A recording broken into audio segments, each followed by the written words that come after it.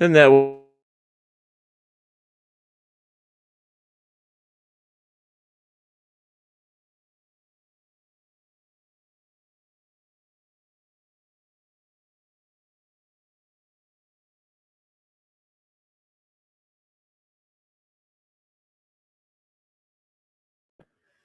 well, apparently somebody is having an issue here, meaning StreamYard is having an issue. So it's not allowing me to even show me. I'm in the dark, man. We're all in the dark. Hold on. Let me see. I don't even know if you guys can hear me. Yeah, the lens cap is still on, Robert. Yeah, you're right. Yeah, I don't know what's going on. For some reason, I don't know if it's because of the snowstorm that everybody's getting hit with. I have no idea. So we're going to.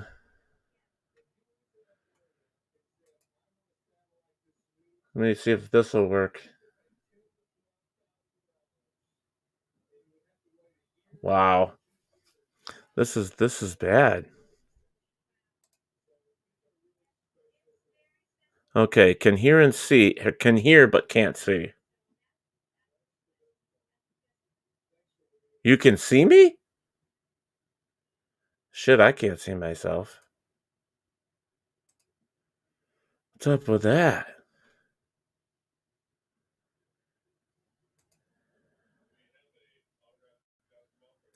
Because I've got nothing. All right, there's the background. Woohoo! We're getting somewhere. Whoa! There he is! Holy moly! I'm even huge. I feel like Godzilla. Like, what the hell? Why am I so big? All right, so I don't know what's going on with StreamYard tonight, but obviously there's something going on. Intros, outros, nothing's working tonight, and I'm going to guess it has something to do with the weather. But we have a great show for you here, so I'm not going to let that stand in the way. We have a great show for you. I'm waiting on Cindy. She had sent me a message that she's even having a problem getting on too. So I'm not quite sure. I do have one of our gentlemen in the back room waiting on me, being patient and waiting to see what happens. He just smiled. Even though he doesn't think I can see him, I can still see him. He's smiling. There he is. Hello, Tom Nally. I messaged you yesterday, but you never answered. So I figured you must have been tired or something. But that's cool. Let's talk about one thing first. Now, everybody here in the East Coast is getting hammered. In fact, ours is starting tonight where they've already put out the warnings. We're getting anywhere between 9 inches and 1.5 feet. Some people or some places are getting up to 2 feet. It seems like more west you go, the less snow you get. So here in New York, we're going to get hammered. And I'm pretty sure some of the northern states above us are getting more than we are, but it's going to be hell. Yes, folks, I have not shaved. Been locked in the house and doing the norm. Cindy is out there somewhere in video land. We will get to her. Snow is bad there, as Tom Nally says. Okay. Hello, Chiefland Paranormal. Thank you for joining. Haven't seen you guys in a few weeks. And so, we didn't know exactly, how tonight was going to go because I guess Facebook's had a lot of problems and StreamYard and YouTube. Everybody's having all these problems these days. But this is the first problem that we've had in, God, since the beginning. We've actually been pretty good. So I can't complain about one time things being a little weird on us. Tonight we're going to be talking to Dual Demonologies, and you guys know, well, those that follow me know the gentleman very well. James Annitto is one of them. Where we actually met him in Pennsylvania at the Gettysburg Ghost Exchange, or no, Gettysburg Battlefield Bash. He's going to be joining us, and then we have his partner, Carl Johnson, who will be joining us as well. Hello, Bray Martz. And Sarah says it's the paranormal. Everything is weird. You're right. You are absolutely right. Bradley Monk says we are getting it tomorrow on the east coast of Canada. Wow. Yeah, it's happening everywhere. Robert says at least the cyclones off the coast is going away. That's good for you. But you got summertime. You guys are like 80, 90 degrees down there, which is really cool in Australia. You guys are lucky. I wish it was like that here more. So, since I don't know where Cindy is, and right now it's just me, and then I have James Annitto in the back room right now. He's sitting there, like I said, being patient. Maybe I'll bring him on and we'll chat a little bit on how we met, and then we'll go from there. Everything else is not working, so we're probably not going to get the normal show that we normally have, but we'll see what we can figure out as we go. So James is a little under the weather, but he's here, he's alive, he's smiling, and here he is, Mr. James Annitto. Good evening. You sound stuffy though. Hey, that's what happens when you get COVID, I guess. I can't believe it. I escaped it for a year. I've worked in 2 hospitals at 2 specific times of certain spikes. I got it. And the week I'm supposed to start a new job, I get it. Wow. Oh man. Yeah, I've been knock on wood, lots of wood. But anyways, I've been fortunate not to get it either. But my sister is now quarantining. I know people like near me that have had it, so it's crazy. Can anybody else see the lightning bolt next to Ted's eye?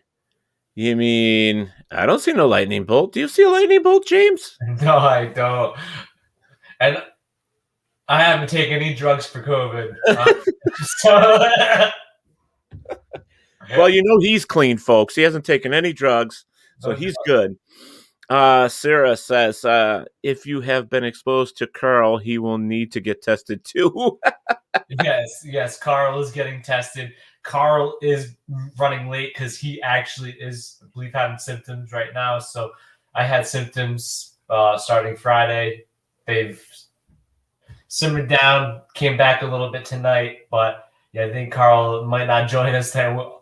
We are hoping. We're hoping. Sarah says that's all Annitto. Hey, I got it from work. There's nothing I can do, So I was out partying or whatever. We got it from work, like I said, I worked at 2 hospitals during the spikes. I was actually supposed to get my vaccine today. But not happening now. It's not happening now, but just everything went against me. Carl and I did our best to keep clean. We were around each other, but unfortunately, he got the back end of the bullet from it. The best thing about doing interviews and stuff like this and chatting with friends is you don't need a mask. I know, right? Yeah. That's the good thing about technology, right? That's great, isn't it? It is. But it's like Cindy. It's like I don't even know where she is. She's been having problems getting on Facebook. She had problems earlier, and people were messaging me today that they had sent me a message like yesterday, and I'm like, I never got a message from you.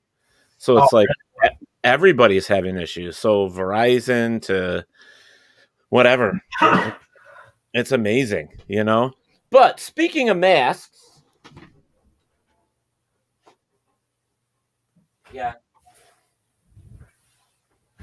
I disappeared from the screen for a second. Oh, we got it. So, WLFE has been such a good network for us that we have expanded. We now have merchandise. Isn't that cool? Nice. That is pretty cool. And check this out. Paratalkradio mask. Nice. And what's this one? The Bigfoot mask. Oh, that's pretty cool. Yep. I like that one. And there's another Bigfoot one. Well, that's pretty cool. And WLFE DB radio masks. Oh, that's pretty sick. Those are nice, man. Good quality looking too. Oh, it's double-sided. I mean, it's got the pocket to put the filters in there if you want. Oh, that's so cool. Nice. Look at that. And they lay really good on the face, so you don't have to worry about too much. So, but yeah, I'm like, shoot, we got merchandise. That's cool. Yeah, I can't complain. I gotta buy that social distant world champion one. Send the link. Post the link out, Ted. I need it. Isn't that cool though? That's pretty sexy. Yeah, I'll send you the link. I'll definitely not get COVID again wearing that. There you go. Yeah, because Bigfoot, his furry ass will be protecting your mouth and your nose. For sure. Actually, there is a Godzilla mask, Robert. I just have one. What's that? So I was doing the Godzilla. Oh, Godzilla is my hero. If you can't tell, look behind me. I know you. I know you love him. The whole world. Hopefully, the Godzilla versus Kong movie is not terrible. Everything I'm hearing is it's supposed to be fantastic. So, I hope so, because that recent Kong movie was terrible. Oh, you didn't like the Skull Island? No, really? I didn't like it at all. For a Kong movie, it was okay for me. I'm not a big like Peter Jackson's the most. It's still one of my favorites. I'm not a big Kong fan. Yeah. I'm a Godzilla fan all the way. So, but let's see. Let's get up to a couple of these comments. If you have been exposed to Carl, we already went to that one. Sorry about that. Let's see. It would be interesting to discuss how pandemic conditions would affect the realm of the paranormal and demonology specifically. Well, considering it's affected everybody and everything in this world, no matter what. And I could talk to you about the entertainment side all the way straight up to just regular job. I mean, it's terrible. Oh my goodness. Look who's here. Hey, Cindy. Hi, James. How are you, honey? Doing good. Got COVID. How about yourself? Do you really? Yeah, so don't get too close. Yeah. I'm not gonna smooch ya or hug ya. Just kidding. I feel like I'm Deadpool right now. I'm a bioweapon. Watch out, people. That's hysterical. That's hysterical. I just had my Deadpool sweatshirt on earlier. So Tom Naley says, "Hi, James. You and the cam setup looks familiar. Were you on the Paranormal Brew with Perron before?" Of course, yes. We're monthly participants on the show. Karen and I are great friends, as well, of course, Carl and then Sabrina and Anthony, who were on the show before. And we're all great friends. We're on the show once a month with them. So yes, if you recognize the setup, we also Carl, who can't. Hopefully he will make it. He's having some tech issues. We usually are together and able to do this together, but due to COVID and of course quarantining, we have to be separate. Yes, but we like to joke this is the famous room. It's also been on Ghost Adventures, so we like to joke about that as well. There you go. That's awesome. Cindy and her lurches. My lurches. Yeah. Oh, you got them on. Yeah. Good. All right. So let's see. Just waiting for the hallucinations to kick in. Wait, what? Who said that? Sarah Yusuf is on here saying just waiting till the hallucinations kick in. Robert White says, "Hi, Cindy." Oh, I didn't do it. Hi, everybody. Well, you know what's strange about tonight is I don't know if you had a hard time getting on because it took you so long, but you know what's not working? None of the all of our videos, nothing's working whatsoever. Listen, it took me 3 times to get my microphone to work. I've had so much technology issues this weekend, starting on Saturday, which is when Mercury went retrograde, by the way, which technology is included. I literally have had technology issues all weekend long. I couldn't get into my Facebook. I couldn't get into my business suite. and I've had messages and couldn't get to them. And I was supposed to do a reading. I was supposed to do a reading and didn't get my I didn't get my notifications from my calendar. I didn't get anything from Facebook. My sister literally said, "Are you supposed to be doing something right now?" And I'm like, "Oh my gosh, nothing is working." It was crazy. So yes, I can understand. I can understand and attest to technology issues already. Sarah says they're tech demons. Dude, seriously, Sarah, definitely tech demons. Oh my gosh, it's so annoying. Oh my God, electronic and holy water don't mix. Yeah, Right. No, they do not. I do. We can blame it on Mercury, but I like to blame it on Uranus. Oh. I'm gonna smudge myself right now. Hello, James Kenny. So I was doing Jets because I didn't have anything come up. I had nothing that told me I had a reading. I had nothing coming up, and I did my I was giving Jet a haircut. I had started at like 4:30. And so I love this one. Tom says there's gremlins in those machines. yes, my client was not very happy with me, and I can understand completely. Well, I was saying something earlier when I brought James first on is that I had people text me and message me, and I never got anything from them. Yeah. So and they're saying, well, I know, and I didn't get my link from you until it's like a couple minutes to 8. And then I had to talk to my sister regarding the issues that had come up. Hey, Mike, how are you? Oh, there's Mike. What type of mediumship does Cindy perform? I do it all, baby. I do. I am an empath. I am a medium. I am a channel. I am a psychic. I am, what else? Are you like channel 13, channel 21, channel? Right. Yeah. I also am, what else? Channel 510. I'm a physical medium, so I feel other people's stuff if they've passed, and I feel stuff that people are having happen to them now, like emotions and stuff. Oh, and there's so much of that. Lots of stuff. Just so much stuff going Sarah, on. thank you so much for asking. Yeah, so normally at this point now, I talk to dead people, right, Teddy? There you go. That's your new T-shirt I'm making you. Yeah, Cindy talks to dead people. And you never know what's going to come out of her mouth. That's right. She talks to dead people, and you never know what's going to come out of her mouth. That's Channel 8 during Heart Fest. With a side of Discovery Plus. That's right, Sarah, because what is it? What is that song? Fuck Like the Animals on the Discovery Channel. You're terrible. I know. Somebody needs to give me a lashing. Oh, a lashing. To go with your lashes. There you go. Uh-huh. All right. So before we get into this, let's see, Tom Naylor, you feel other people's stuff. Don't they mind? Do they mind you feeling them? Eric Julian is hi, on there. Hello, Michelle. Eric. Hi, Tom. Hi, Eric.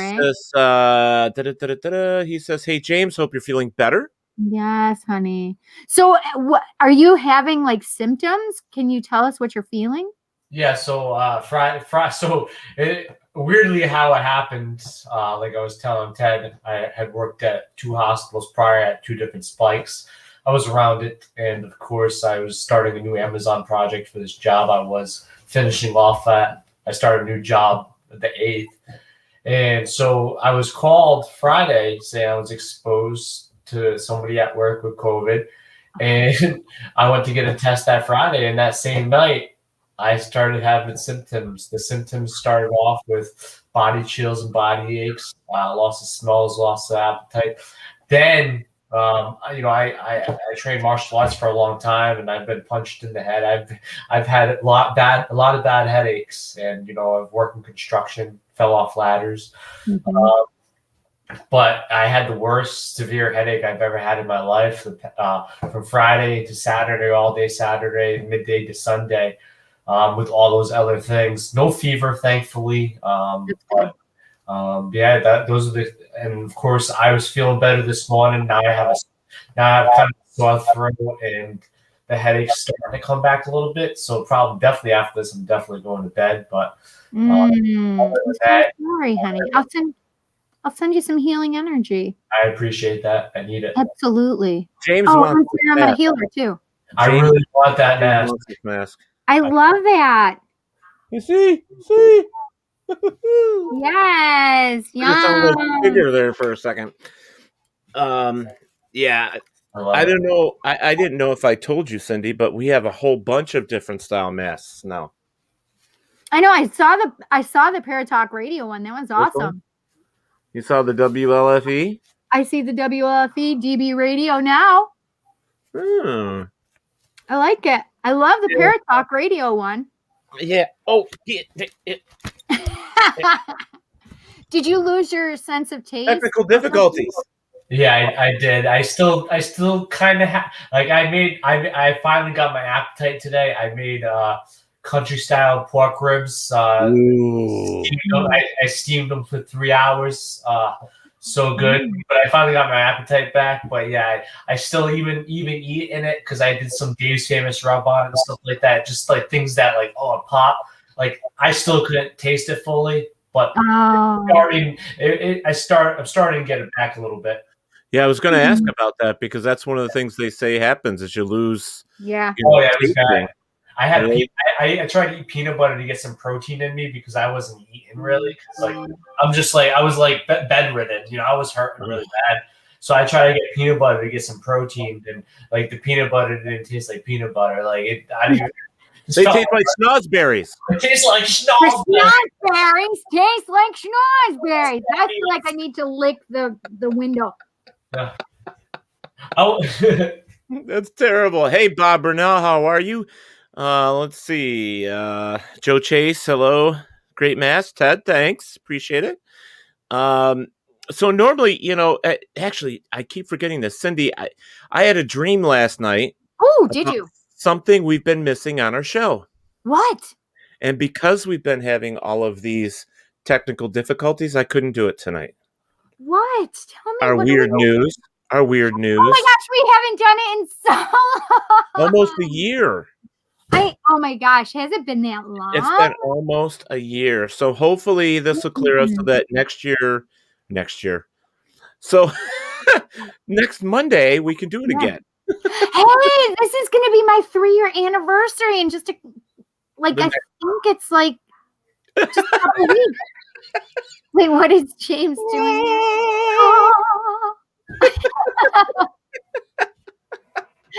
So funny.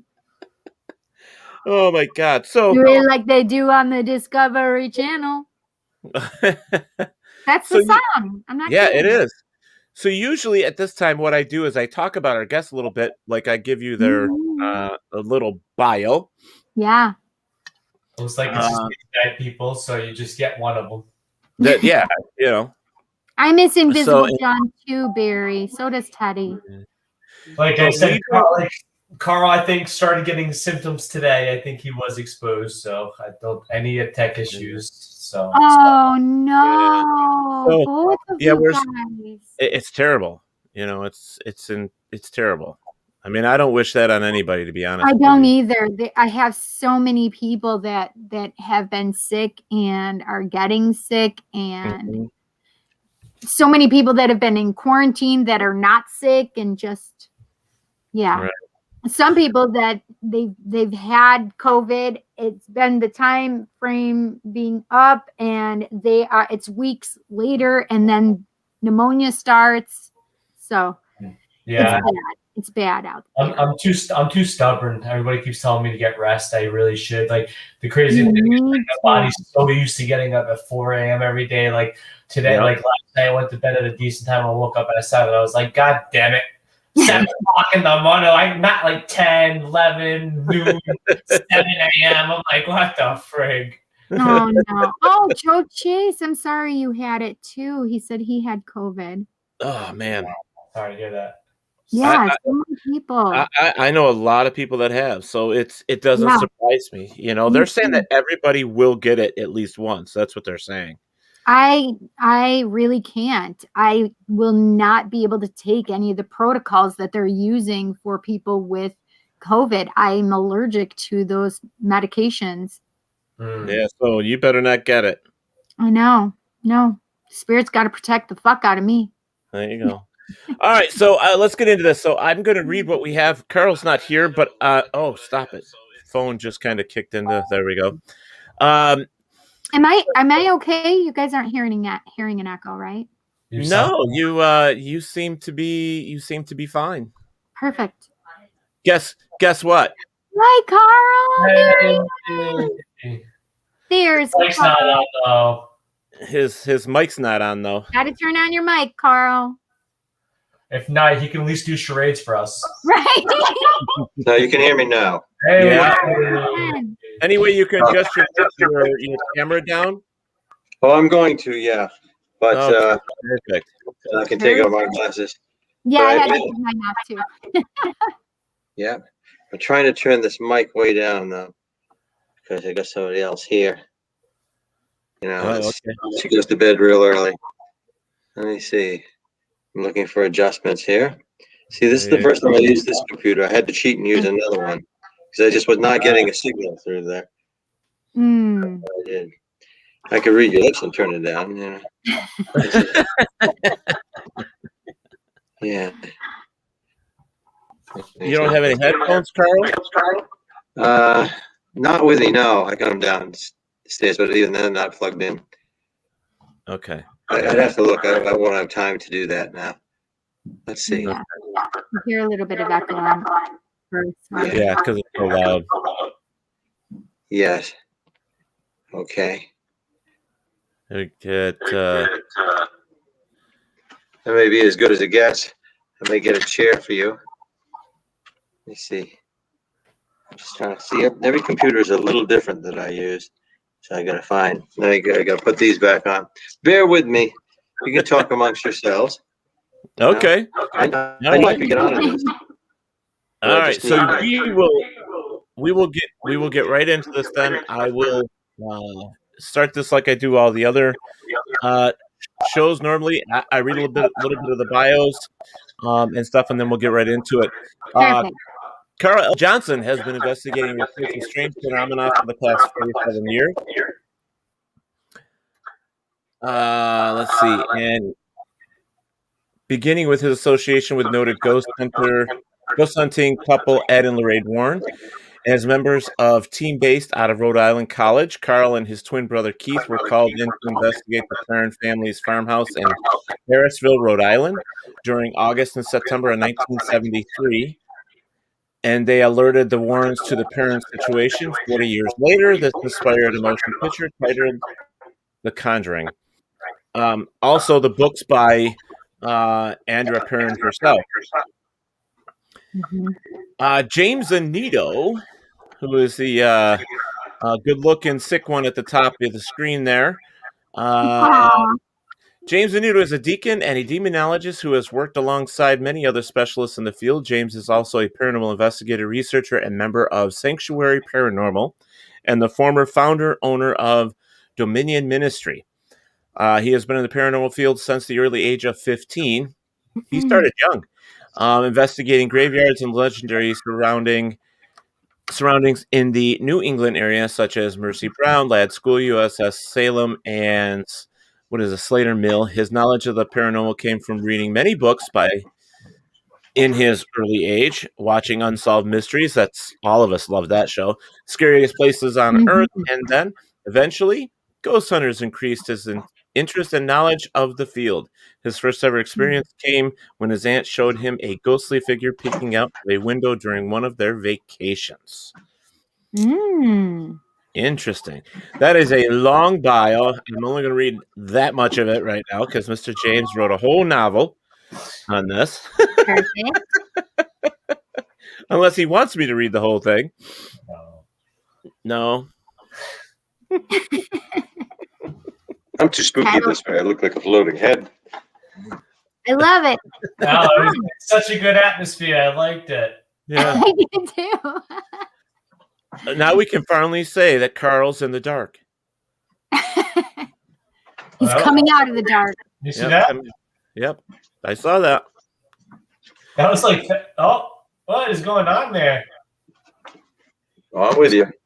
The walls are brick. You see that? The walls are yeah. The walls are brick. The walls are weird. Oh, it must be maybe a green screen or something. Yeah, so it looks like. Mm-hmm. Oh, I can't get rid of that now. Green screen. Well, Carl, are you sick too? in my furtive attempts to collect, I put on green screen, and I can't really get rid of it now. That's all right. It's not that nice brick looking. No, you're okay. Yeah, it's okay. Yeah, no. It looks like I'm in an alley. It was like it's paranormal. It's like I was just gonna say it's like turning into another reality. Yeah, it's pretty interesting. Shifting. I like it. All right, so the echo sounds like it's gone, which is good. I adjusted the mic. That when the mic was up too loud, it makes an echo. Yeah, I think it's gone too. Yeah, I haven't. People were talking about the echo more than anything, but it seems to be good. Yeah, and gone. So it's righted itself. So, I had to use all my tricks to hook up here. That's right. Perfect. There you go. Carl, are you sick too? Am I what, please? Sick? Are you sick also? Who told you that? A birdie. Yes, I am. Yeah. So the funny part is I can see it in both of your guys' eyes, James and yours. Like your guys' eyes look like I'm usually more alert looking than this. James and I like this. We'll use some Scotch tape and do that. I'm sorry. This is not to be in shame of any first responders or anybody that has suffered in this pandemic. No. We're not duo demonology tonight. We are duo Correia. Right. Because I can show me when I was 20, just like this all through. Yeah. Now I don't know how much James tell you how he was feeling 3 nights ago. Oh, he told us that. Yeah, he was hit with it on Friday. Well, that's me now. Oh. Add a little onto it though. So do you have no taste and no smell also? No, it's not that bad yet, but that is not a symptom. But I took some medication, and I think that's helping. That's why I feel as good as I do. That's good. What is it? Don't take Advil. I feel pretty much okay now. But if it was 2 hours ago, or even an hour ago, I couldn't have even done the show. Oh wow! Because I'd be like, dual COVIDology. There you go, James. All right, so let's get into this now. I read the bio for you guys, and we have both. We know you. We've met you. We've talked before. James, we know a lot better. But I don't know how much you guys want to talk because knowing that you're not feeling all that great, but we'll do what we have to do here so that you guys can get through this shamelessly. Well, you never know. I mean, but I also want you. I want you guys to know that if you're not feeling well at any time, please, it's okay to excuse yourselves. We understand completely, and we appreciate that you're here even while you are sick. So I appreciate that. But would our audience understand? I don't know about that. I'm sure. They may not be as understanding. Well, listen, if they don't, I will whip them into shape for real. If you see me running out of my room, my butt cheeks clenched, I'm sorry, guys. I'm sorry. Yeah. The clenching of the butt cheeks is terrible. So let's talk about how you two met and how Dual Demonologies came about. Dual Demonology? Yeah. Well, so how did that happen? I met James 11 years ago. All right. I was involved in a case that was adjudicated as a bona fide demonic situation. Bless you, James. Yeah, I was involved in a demonic case. I had been involved in several of those. And James wasn't on that team at the time, but he knew the people who were, the team founder, Andre Correia. And so we knew about each other. And then James, my brother, had already met James when he was managing the electronics department at Walmart. And my brother used to go in and buy recording equipment for him, paranormal investigative detecting equipment. So I knew of James, and then we met, and he quickly became, I think, the first meeting we had, he became our technical manager of Beyond the Veil Paranormal. So the rest was history. We had a good association for a couple of years. Then we just drifted apart as our team founder moved away, and life got in the way. But I would see James from time to time and lecture with him. Then go back to 2018, and I started to see more of James because I would go to the Ocean State Paracon. That's directed and conceived of by Ken DaCosta, Rise of Paranormal. And James and I would see each other there. So by 2019, we had formed this group, and it was actually James's brainchild. What a cool name. I can't improve on that. Duo Daemonology. Now that's spelled the old-fashioned way, D-A-E. Right. Like the King James parlance, how they wrote in the early 17th century, late 16th century. So we found out it was a very good situation. And then we did, what really kickstarted us, was the Ocean State Paracon. And I believe that was in 2019, or was that 2018, James? I think 2019. Yeah, so 2018, Ken DaCosta's, we actually spoke together with your brother Keith.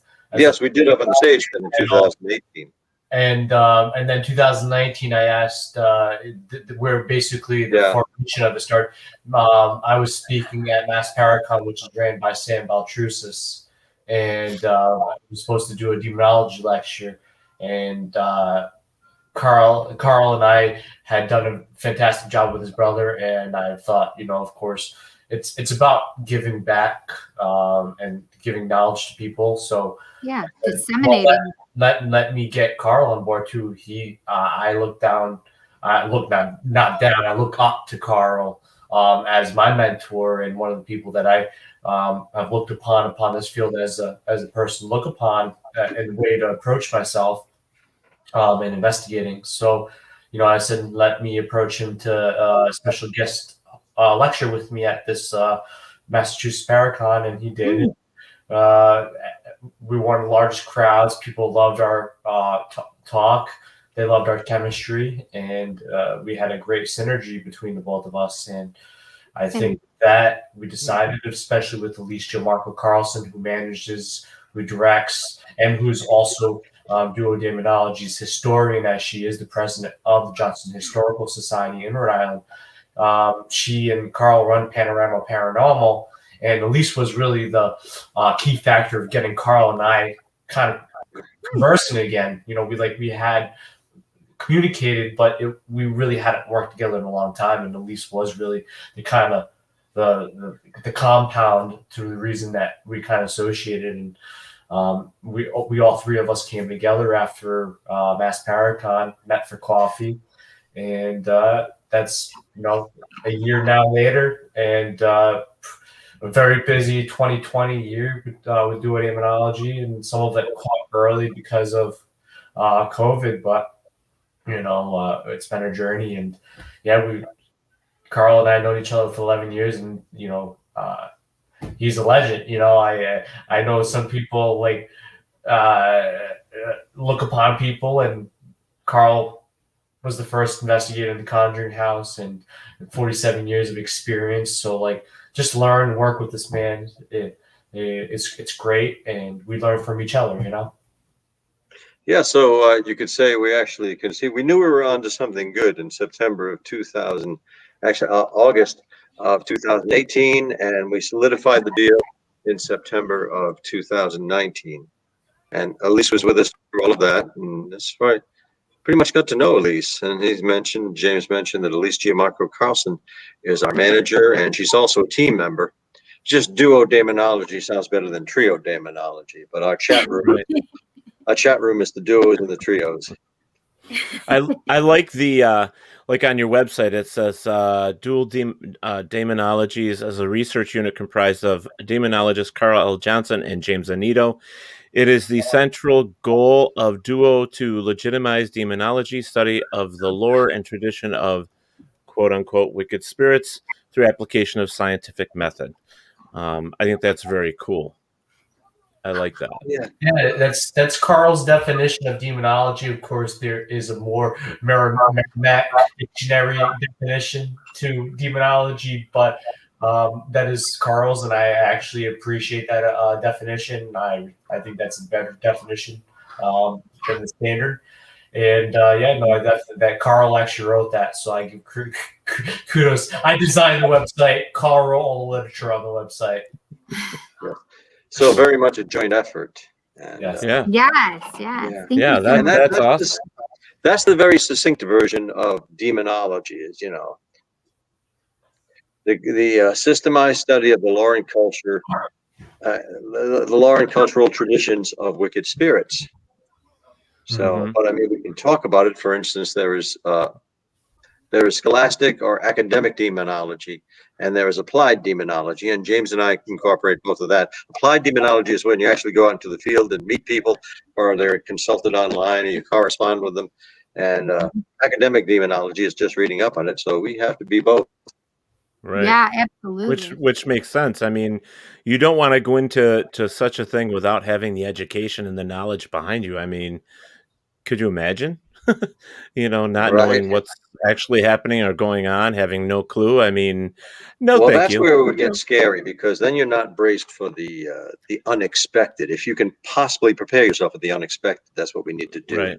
Yeah. Otherwise, we could run out of it. If something got freaky, which it has before, we might run out, and or just we wouldn't run out, but we might not be persuaded to come back. So we both have to face our trials. James and I have at different times in our lives. And finally, now all the time James was describing us, I was watching Cindy change into that. You have a blanket you're wearing. It literally is a blanket that you can wear. It's called a comfy. So I'm wearing. I've worn it. Snuggie? Isn't that called a Snuggie? Well, no, this one's called a comfy. Yeah, I know the comfy. And I've seen on television days, remember the movie? That looks comfy though. It does look comfy. It is so comfy. It's so chilly in my house because I live in an old house. It's over 100 years old. So wow. It's the house I'm in is 100 and actually it was built in 1906. 1906. Yeah, this is around there. Maybe it's like it's definitely over 100 years old. I know it's 105 years old here. 100 and few. James, there's your new merchandise. Get yourself some Snuggies and start putting your logo on the back, and there you go. Yeah, well, yeah. One huggy could be a demon. The other huggy could be an angel. And there you go. It all depends on your wings on the back of it. Yes. Yeah. So look at how big it is on me. It's humongous. Like here get I two people am. In there. Yes, I totally could. Ooh, I wonder if I could market that. Like, who wants to come and comfy with me? Go. So Sarah's in here, and she says, "Have you seen consistencies, anthropological perspectives of what is considered wicked or evil?" Yes, very much so. Very much so. James, you want to go on, or I could, answer that? Yeah, I'll quickly. I have lost for words. I'm very. I can text like a monster, but I'm very not long-winded today. But yeah, basically most cultures have some form of evil.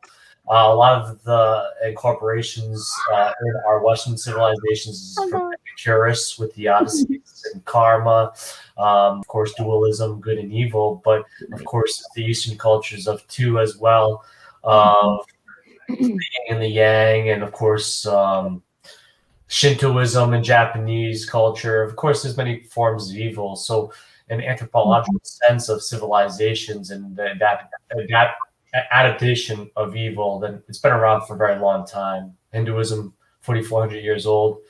Their gods and goddesses fought demons every day. It's in their scripture. So, it's been around for a very long time. As human civilization is supposed to have been around for 250,000 years. I think Carl can take. He's very into ancient civilizations. So, but I think even in their forms of art or interpretation, there was some form of understanding good and evil as well. But I could be wrong on that. Carl, you want to take over?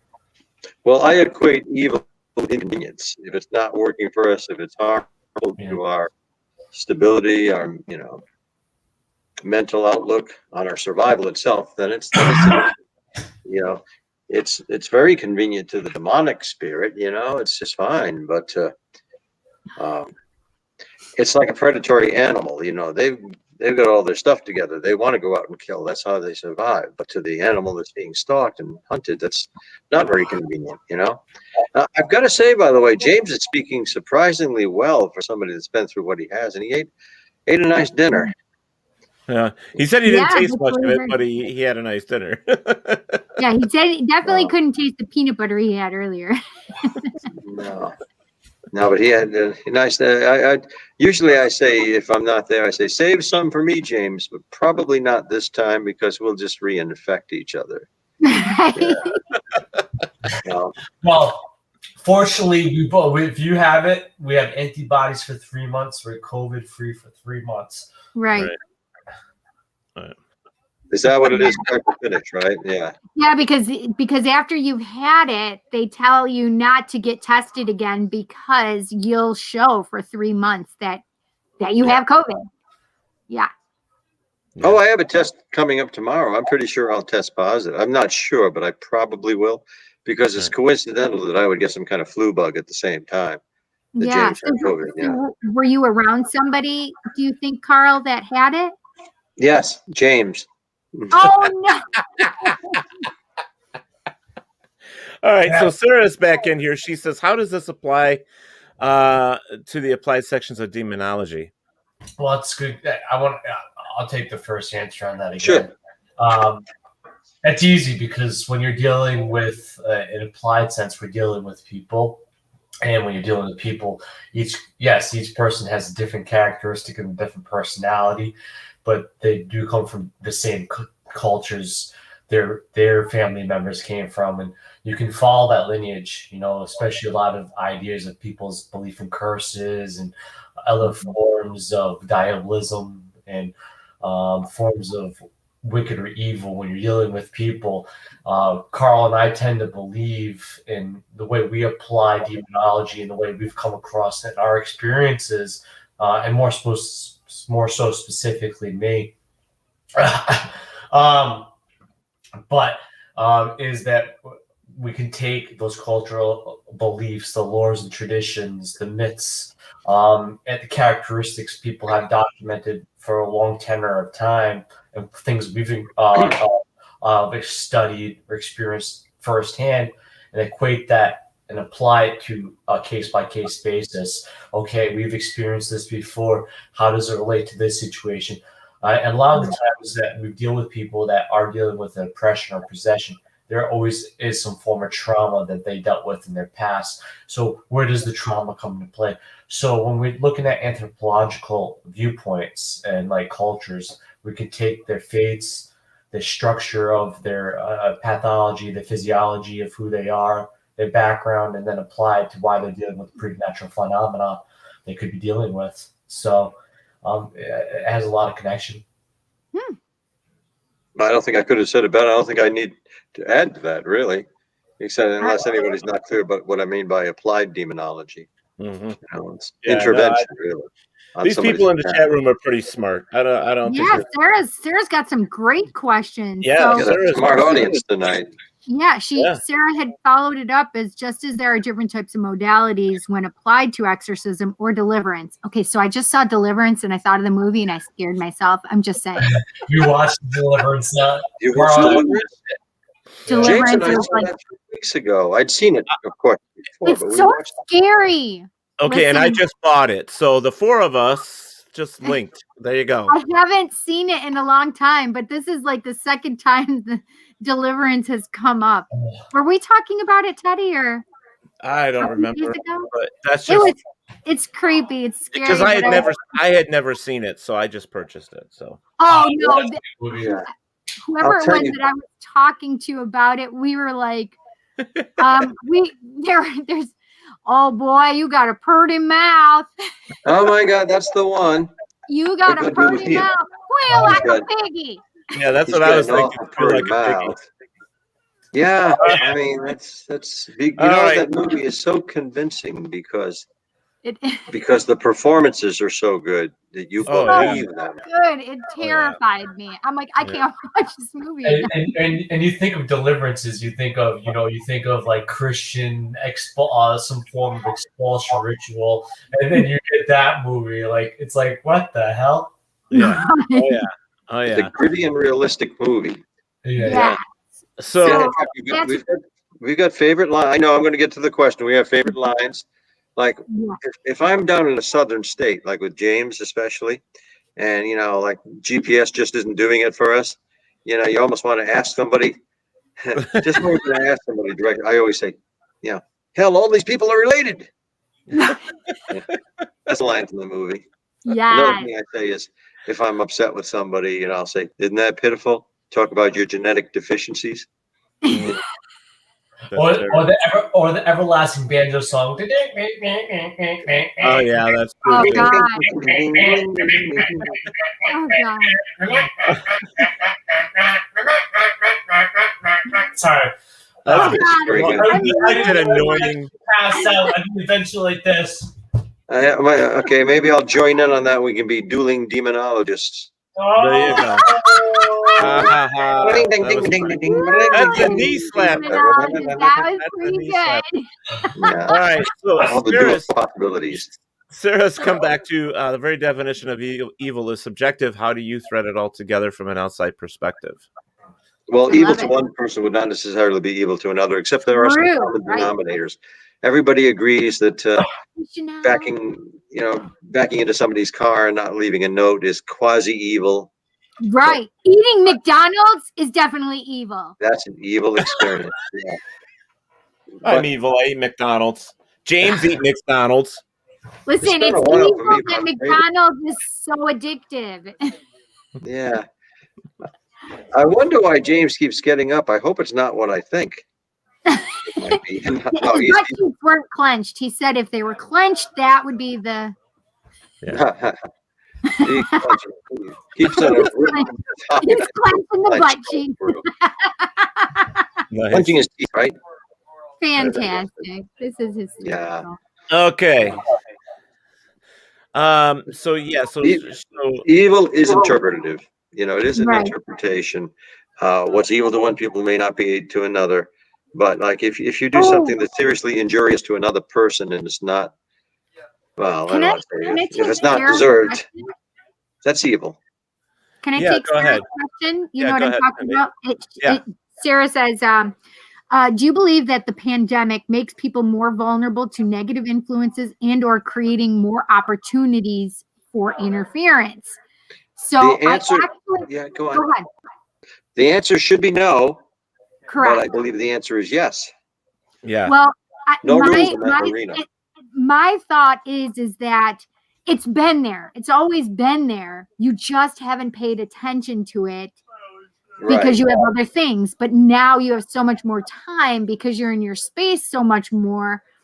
It's now you're just paying more attention to it. So, and that's the same as what Cindy and I were talking about. I think it was last week and the week before that since COVID started, most of us have been spending so much time at home that when people are saying, oh, I think my house is haunted because I heard noise and blah, blah, blah. And it's like, if you're hearing it during the day or you're hearing it at night, usually the opposite is true. If you're hearing it at night, it's usually there during the day. If you hear it at the day, it's usually there at night.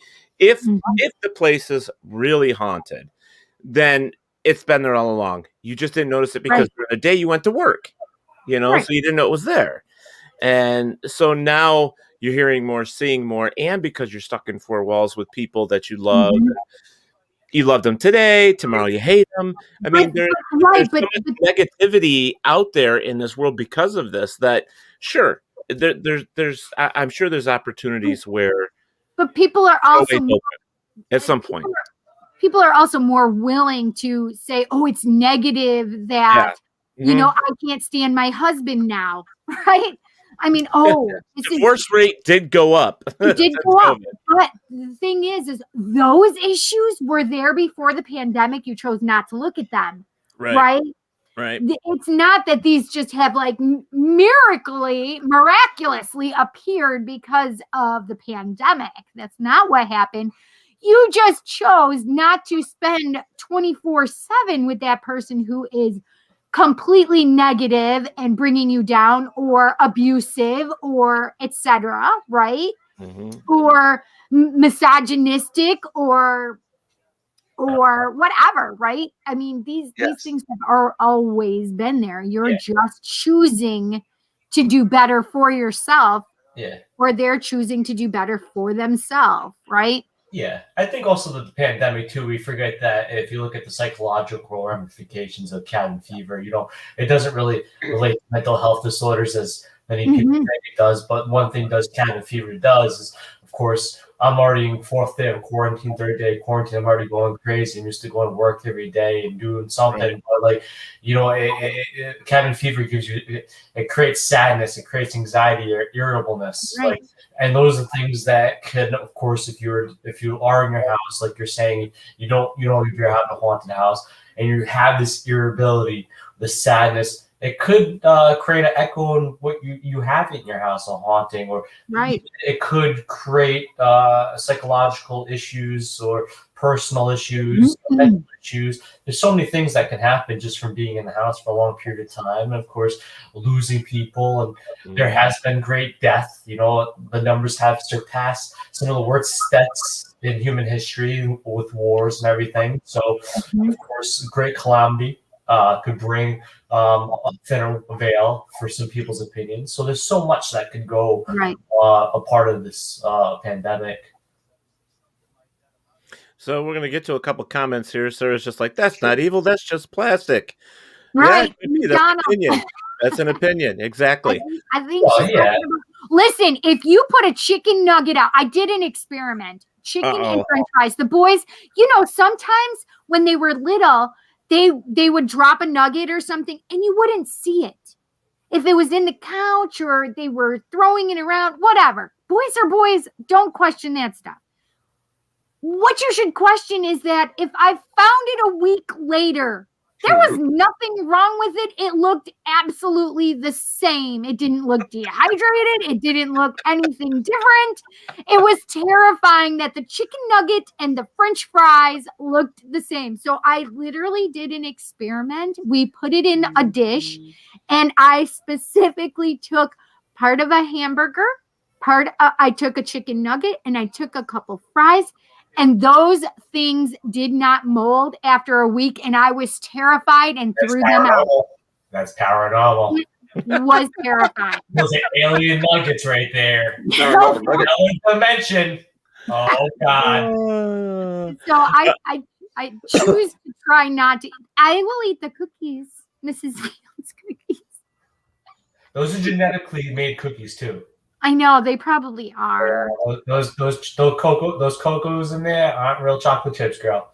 God damn it! All right, so Robert is in here making his funny comments as usual, and now the ghosts are pissed because they don't get to watch their channels on TV while the residents are home. They're like, listen, bitches, give me my clicker back. Yeah, because they can't be in more than one place at one time, so they can't be watching television and dealing with the human occupants, Right. So Bob Bernella says, I know evil people make evil ghosts that sometimes get confused with being a demon, but how many demons are there actually? And we get talked about. I want to just say this before everybody gets into this.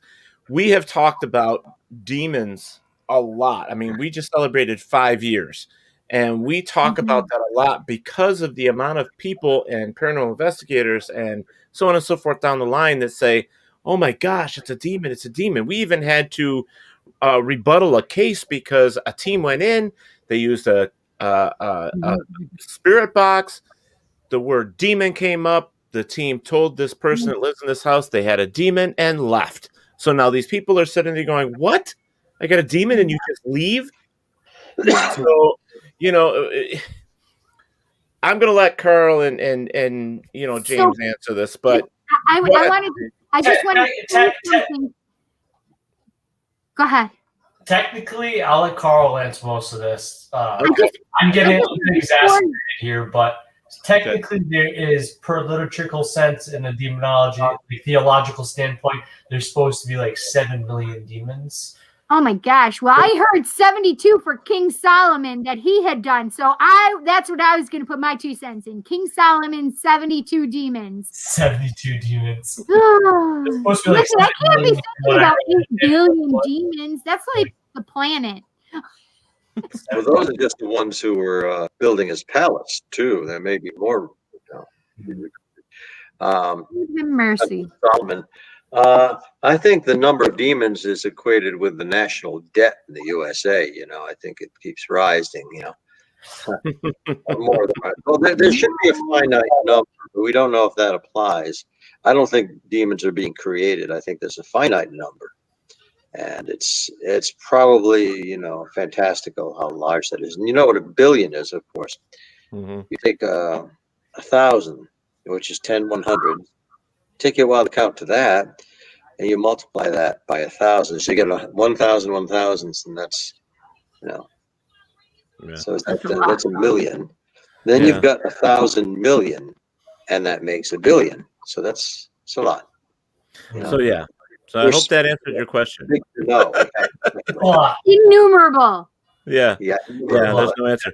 So on my watch party chat, which is not in here, David Littlefield is on here, and he says a 10-year-old girl sees an evil spirit. How can I get rid of this spirit?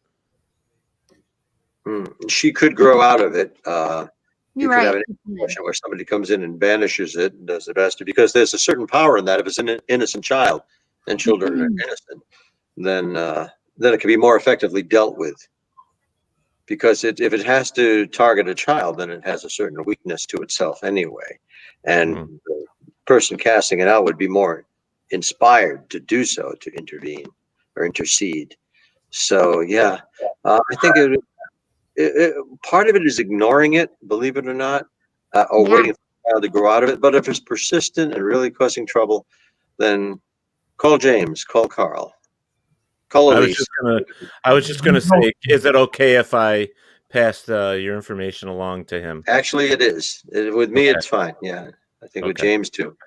Okay. All right. I just wanted to make sure. So there's your answer, David.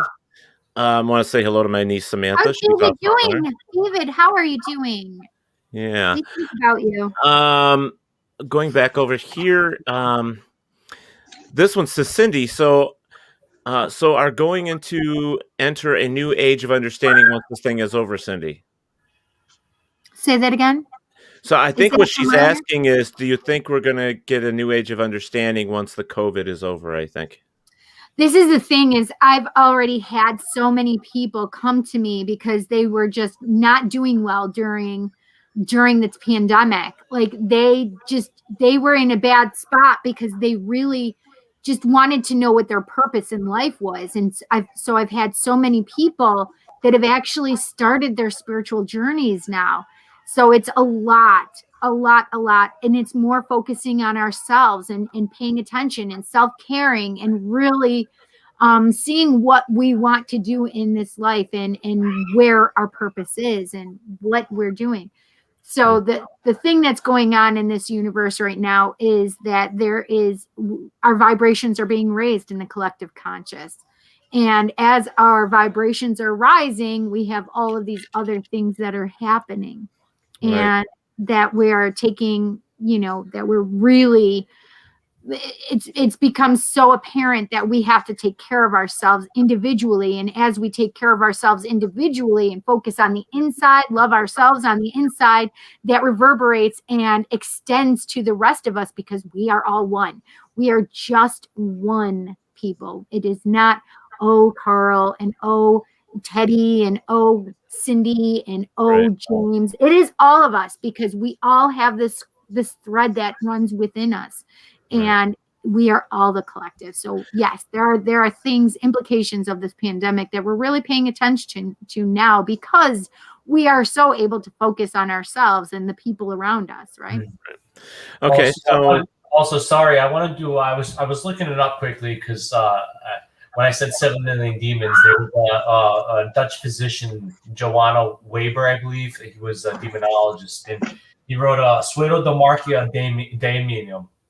Sorry, I just probably butchered that. But Suero de Monarchia Daemonium. It's a great book. It's actually, he was one of the first demonologists in the 16th century to stop the persecution of witches. So it's an interesting read. But the 7,042,000 was his creation, but it's an interesting read. So I just wanted to throw that out there. All right, David Littlefield. David Littlefield, you definitely can contact Carl and James. You can do that to get for the steps that you can take. And also, David said to Cindy, "I'm doing great, thank you." It's so funny because, James, I literally had just asked you in my head. I'm like, oh, what is the name of that book again? And then all of a sudden you take your phone like you heard me as if I said it out loud and put it up. So I and everybody else. Who would have thought the 16th century demonologist existed?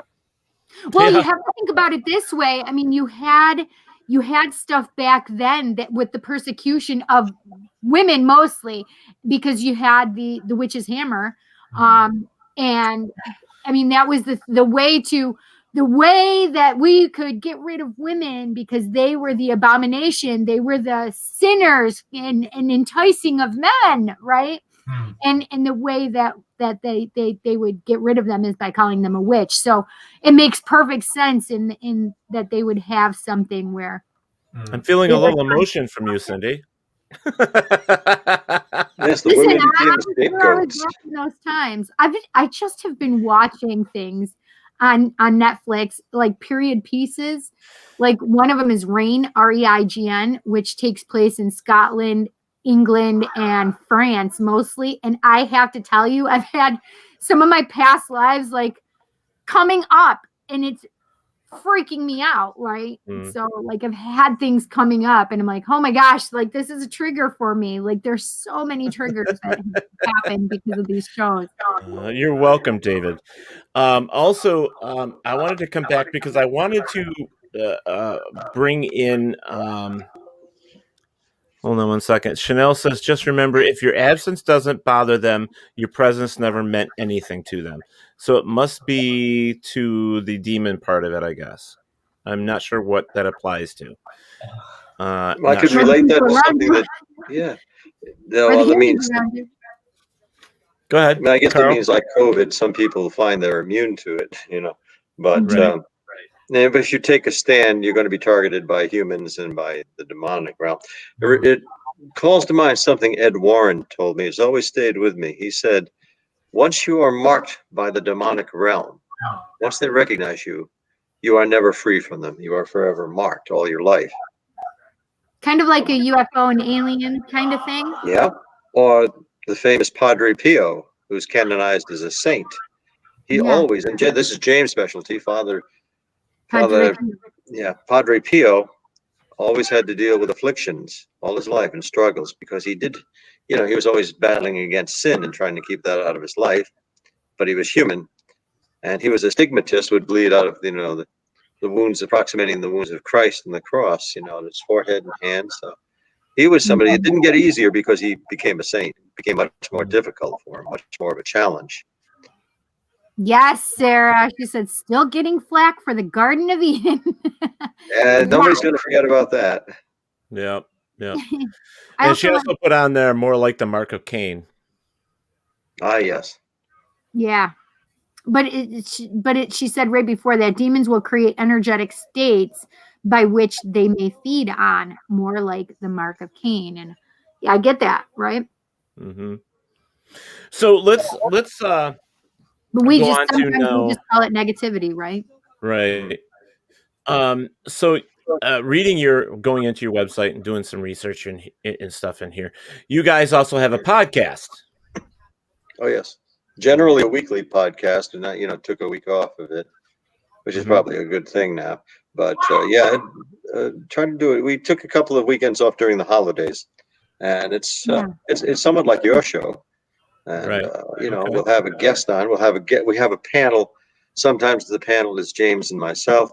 Sometimes we have a guest panelist, of renown in the paranormal world. So yeah, that's always a fun experience. And we eat copious amounts of chocolate during the broadcast. You'll always see us popping chocolate. This week we won't, unless it's separately, of course. Unfortunately.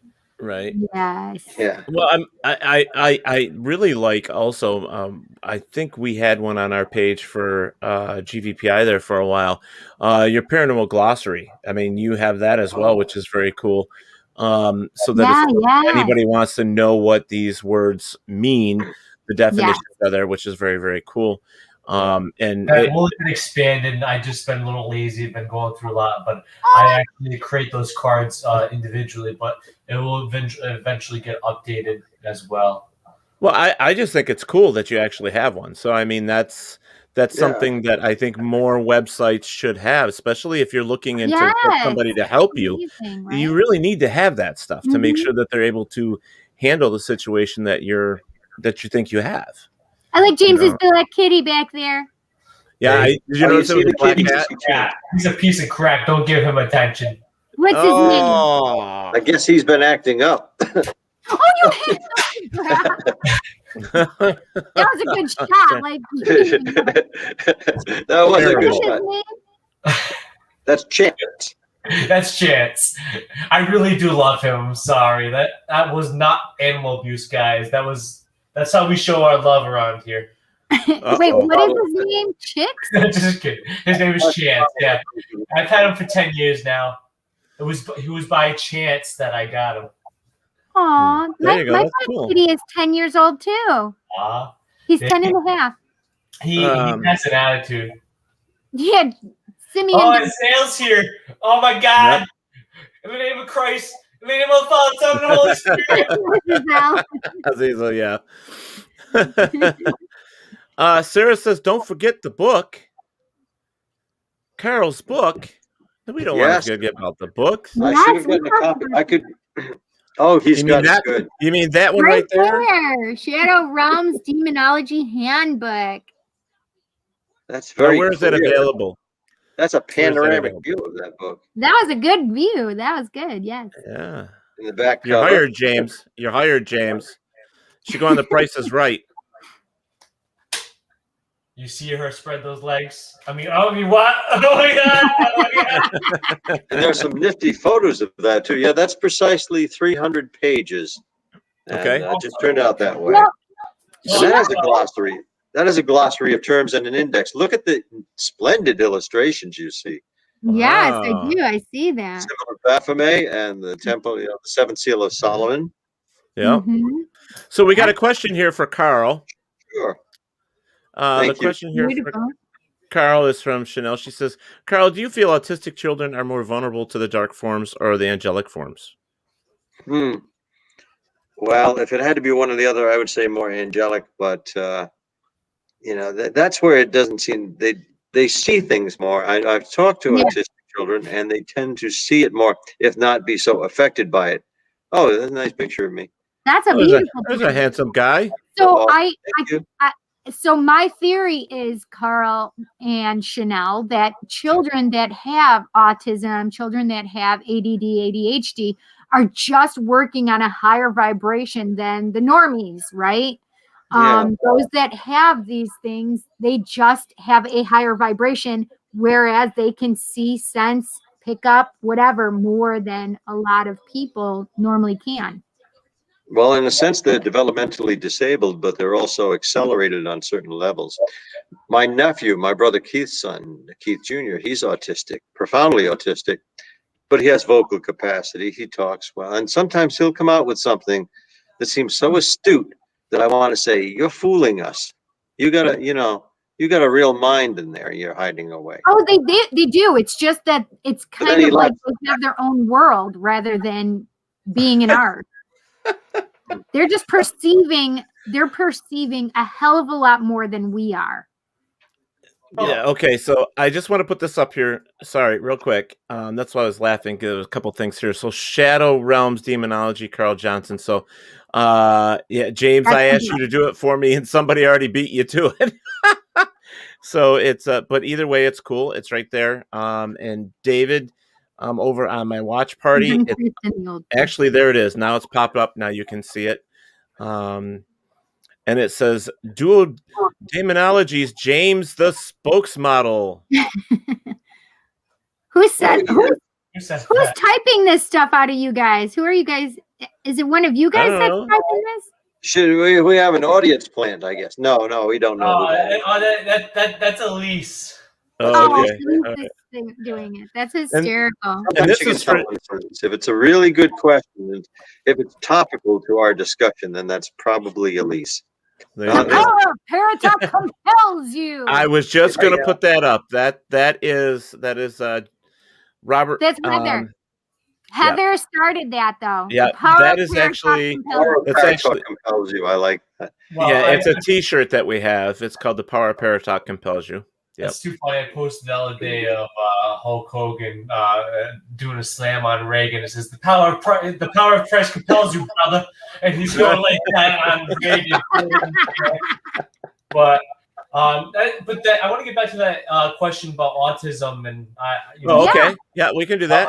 I find it very fascinating because I love parapsychology. I love the psychology backgrounds and love neuroscience, and I love the study of the pineal gland and how it's gone back all the way to Confucianism and stuff like that. So I think the pineal gland has something to do with the human brain, how the chemicals work, and of course, people with autism or some sort of deficiency, some form their brain doesn't work the way that ours does. I think it has something to do with the pineal gland, how electricity gets to the brain, and maybe certain transmissions. I also think, of course, we can maybe, even if we're not in that spectrum, get there in some forms of meditation, aka why people believe meditation can allow the pineal gland to open up and more electric signals to occur.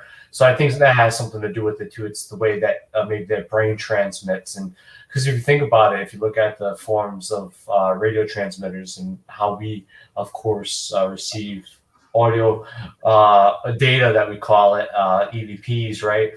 Why can't we be in the same form of nature like an antenna, right? So like maybe we're more open, maybe certain wavelengths can get to us. And look at it that way. I'm not saying that's how it works, but I think that's when it comes to autistic people or people with maybe bipolar or some sort of mental disorder where their chemical imbalances are off or different. They might have a better ability to see, feel, sense to some degree, or have that ability of intuition.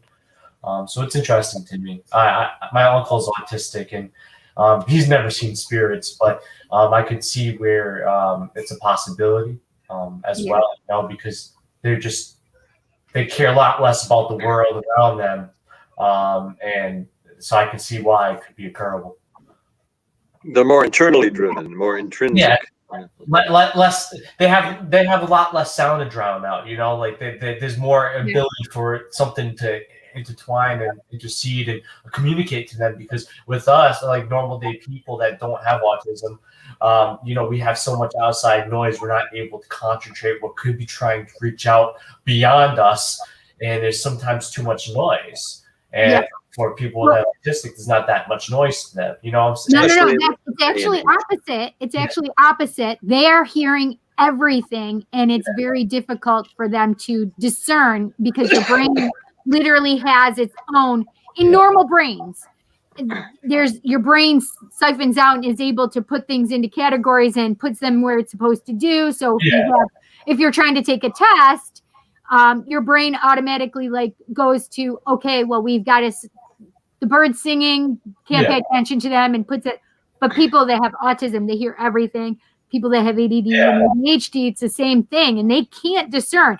So they don't have to worry about outside problems. They don't have to worry about paying bills. They don't have to worry about supporting a house. I'm not saying that in a bad way, but most people with severe autism that I see have these abilities, because I've dealt with families with it, they don't have these outside responsibilities. And that's what I'm saying, that cancelization is a lot less stress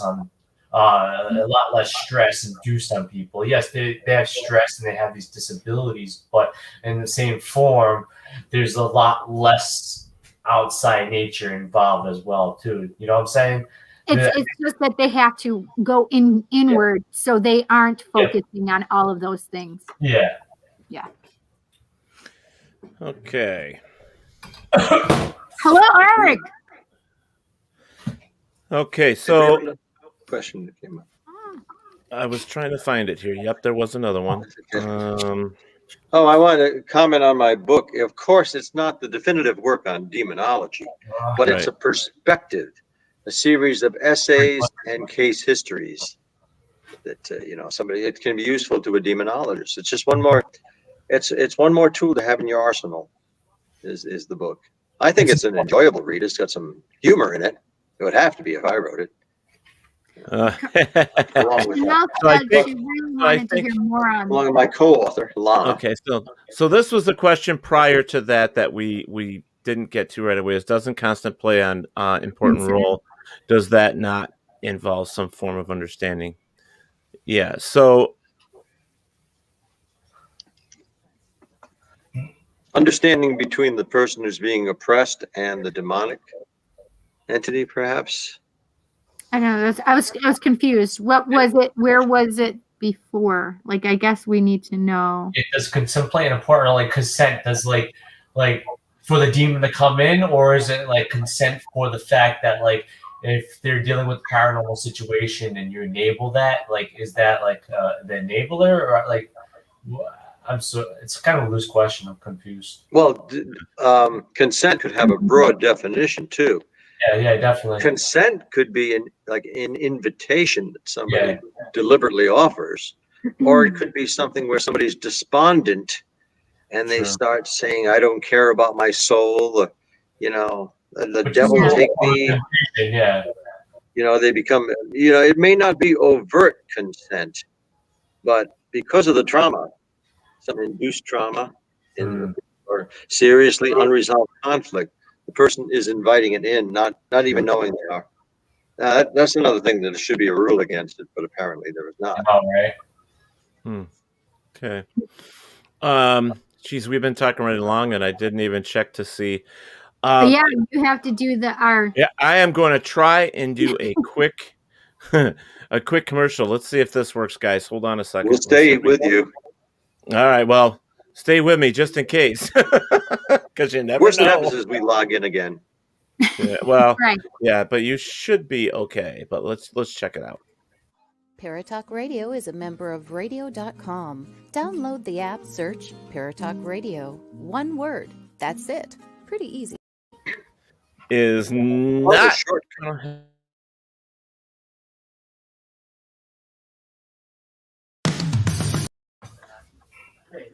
Well, look at that. The Try beginning. to log us into another show. WLFE-DB.com, where you can find vodcast shows, podcasts, and more, like Where's My Sage, Inside the Drag Closet, Across the Pond, Paratalk Radio, Just Cindy, and more. So go check out WLFE-DB.com, where talk radio is a whole lot better. Our shows are your shows, and that there makes for a great talk radio. Hey guys and dolls, this is Casey DeVille, the better half of DeVille Inc., Baltimore, Maryland. If you're ever in Baltimore, stop in and see me and Tony. Invisible Bree, 5920 Eastern Avenue, Baltimore, Maryland, 21224. Give us a call if you're in the area, 410-400-9641, or look us up on the web at DeVilleInc.com. DeVille Inc., where we specialize in you.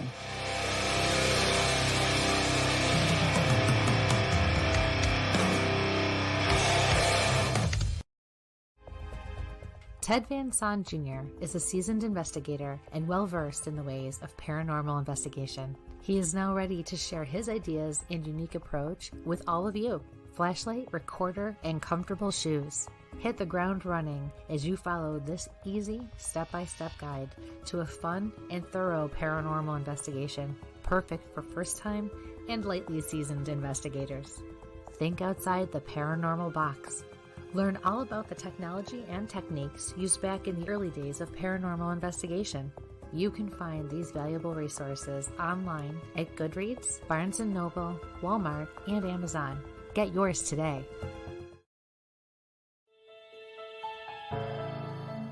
Hi, I'm Jenna Grover. In the world of fashion, we get lost in the cost.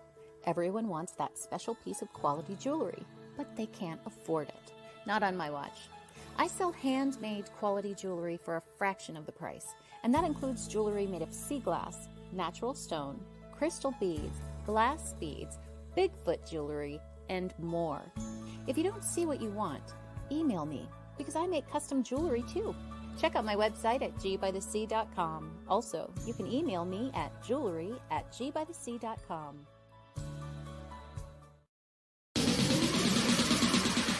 You're listening to WLFE DB Radio. Now, back to our program. All right, back to our program. Jeez. Hopefully that'll fix our little problem there. I mean, we got one commercial to get going there, but the rest of them, I don't know what's happening. So, all right. Well, it's a brief commercial break. Yeah, I mean, it's only 2 minutes long, but it's something. It works. You have to take a quick break. There you go, Hopefully I was muted so you couldn't hear me clearing my throat and all those nice things. You can't hear any of it. Good. Nope, can't hear any of it. I just checked my books, Carl. I got my copy when it came out, says Chanel. So Chanel actually has a copy of your book. Mhm. Oh, thank you, Chanel. Good night, Eric. Thank you for popping in. Good night, Eric. All right, question for both James and Carl. How important is it to understand and have knowledge of most world religions for being successful as a demonologist? Good It's one. important if you're traveling, to be sure. I mean, there's a common denominator with the demonic anyway. They all spring from the same basic platform. It's good to know in case somebody is somewhat taken over and they're speaking in another language, and you can maybe ascertain what its source is. Of course, I think this is largely psychological too, but yeah, it's helpful. It's not essential. It's helpful to know your game and know what's potentially out there. Especially if you've run into a demonic entity that doesn't have a name or won't give you its name and you haven't heard before, but you might be able to ascertain something from the cultural influence. I agree to that. What Carl would say. I think some people call themselves biblical demonologists or religious demonologists, and more so that's the spectrum for most. That's Christian oriented, But yeah, I definitely think knowing multiple world religions, especially in possibilities of people you're dealing with, could be of multiple different belief systems. It's important just in that form. So especially we live in America, we're multicultural here. It's not like we live in a country that's one set, religion or belief system more prevalently, even though Christianity is huge here, there are other religions here.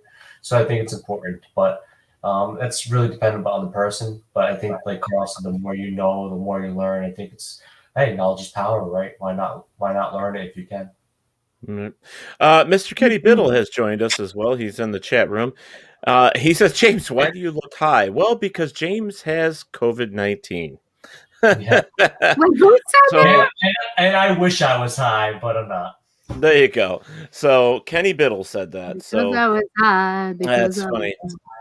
was So I don't feel good, actually, at all. I want to She kind was of referring to autism for that. yeah. I want to kind of throw something in here. One of the things that I learned early on when I became a paranormal investigator, actually just researching everything in the unknown realm, more or less. And we're talking, I graduated from high school in 1985. So I've been around a while. And right from my early teens, the things that I got into was some of the best stories were in basically religions. You could get a lot of information. And so I ultimately studied theology for a while, and I got into a lot of different cultures, a lot of different ways of life. I got into the religious aspects. I got into so many different things. I mean, mythology in itself is just a phenomenal place to start if you want to really look into where some of this comes into play. Egyptology, I mean, just, if you really want to know more and you really want to become a good investigator, my advice has always been just keep reading, keep looking, keep trying to find answers, because there's so much out there. And there's that needle in a haystack that everybody is talking about from time to time. You can get lucky once in a while, but you got to look. If you don't do your research, number one, how do you expect to, like, when somebody calls you and wants help, or somebody asks you for help, or you yourself need help, if you don't have the knowledge, you're not helping anybody or yourself. So that's why people like Carl and James and myself and Cindy and some of these other paranormal investigators exist, is because we ourselves are looking into the unknown, into the things that do affect us. And some of us more so than the other. I mean, I don't get into the demon side at all. Mm-hmm. And I don't do any research on the demons. I know, according to literature and stories and movies, of course, they supposedly exist. So you have to do your research and educate yourself. I think that's the best thing that you can do, in not just the paranormal field, but in anything that you're interested in. I think you have to educate yourself well on it, to be honest. That is useful, because every once in a while you need to draw on that information. You're in a situation, and you say, what culture could this be, or where have I heard that name before? And then, you have a sound basis. I was involved in a very heavy, very strict church back in the 1980s. And it was basically not a positive experience, but some good moments. But what they taught me primarily was that know your dogma, because if you're going to get debating, you can't win a religious debate, by the way, or a debate with a skeptic, a diehard skeptic, because that skeptic or that religious person with viewpoints, they'll always end with well, even if that's the last word, they got the last word in. But know your dogma, because if you come up against somebody who's of another belief or denomination, you want to at least support what you believe and draw on scripture. Right. So there was a lot of Bible learning that's benefited me. Yeah, well, and that's why I say education is very important in all of it.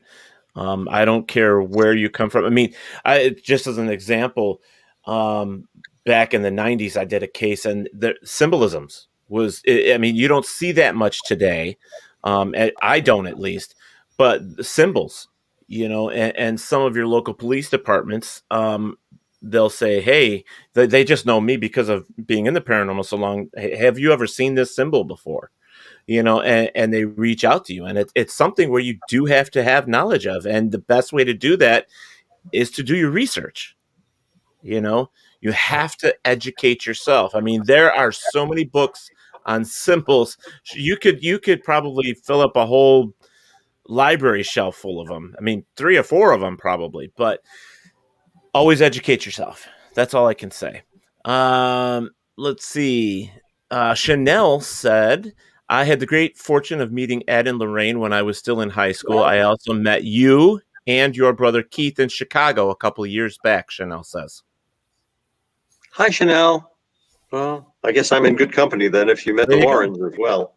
Yeah, and she's got your book. I think you got a fan, Carl. Thank you. I hope you find it a nice nighttime read, with the lights dim. You read it with a flashlight just before you go. I'm going to send you an audible version of the book with Carl's voice reading it to you tonight. There you go. Audio. Yeah. You could have built the show. That would be cool. Sarah says, well, let's just put it up here. It says, well, they do say the devil can quote the Bible just as well as any archangel. I've heard that. I don't think the devil would be stumped for an answer. Let's put it that way. I wouldn't want to debate the devil. Any charismatic leader is pretty witty. So. Oh, Robert. Yeah, did you see that proof? Robert says, and that's where you say, yeah, I recognize that symbol. It was at the music store. I get it. But did you see what he said? It says proof that Amazon is run by demons. It won't let me buy the book. Hey, I was doing an Amazon job and I got the corona. It is definitely Amazon. There's a lot of people doing Amazon jobs these days. They're paying a pretty penny. Oh, they are crazy. I've done 2 in a row the past year. Wow, it's crazy. Crazy. That's where our colleague Brian J. Cano works for that company. Yeah, I know Brian pretty well. Yeah. Yeah. In fact, it brings to mind something that the late Ed Warren said one time. I heard Ed say, once you are recognized by the Amazon, the Amazon realm, you are forever marked, and Amazon will not forget you. You'll always get notices that say your package has been shipped when you didn't order anything. That's true. I'm paraphrasing, of course. Mythology and culture is the only clue we have in dealing with the understanding of the phenomena. Yeah, I mean, you look at these cultures and what came before, and that's the best way to put it, is if it's ever been dealt with, found, it would be described somewhere. And someone would either write it down, paint it on a wall, or somebody has it, etch it in a bone. So yeah. What does this say here? This says, back up to Robert White says, well, the devil was an angel before the fall. That's right. So it said he was a resplendent angel. Maybe not the most powerful angel, but he thought he should be recognized as God in his own right. That's the tradition. Right. And talking about mythology, the basic difference between theology and mythology resides in one's degree of acceptance, mythology was always theology and believed in firmly at one time. Unless you get into Tolkien and War of the Rings and all that. But I do actually want to ring on that. Yeah. Like I knew it had some symbolism or some Renaissance. I can't freaking speak tonight. This goddamn Corona. But I will say this is from the movie. It's Corona fog. It's true. It is from the movie Brave. Who would have thought I would quote the movie Brave? But one of the quotes was, "Legends are lessons. They ring with truth." So you know. True.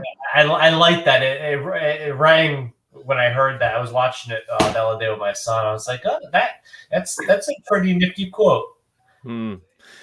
Sarah comes back again. She's on a roll tonight. Do you think that we are blinded by the humanism? Jeez, I can't even talk. Thanks, James. You're welcome. Well, James has an excuse. The COVID fog is a real thing. It's a real thing. I know. I just got my tongue in front of my eye teeth and I couldn't see what I was saying. Yes.